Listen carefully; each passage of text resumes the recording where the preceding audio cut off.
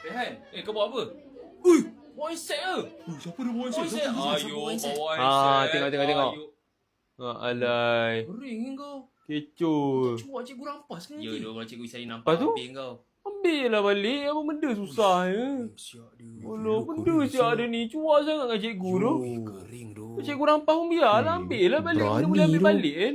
Nokia warna hitam tu. Yang mana? Yang tu. Oh, yang ni? Kamu kena call bapak kamu tu. Janganlah macam tu. Sebab boleh marah.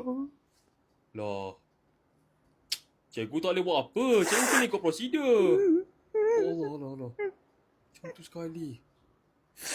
Macam ni lah Rehan. Cikgu tak boleh buat apa. Cikgu kena ikut prosedur. Bapak saya marah aku. Lepas tu siapa suruh kamu bawa phone? Cikgu dah cakap kan? Sekolah bukan tempat bawa phone.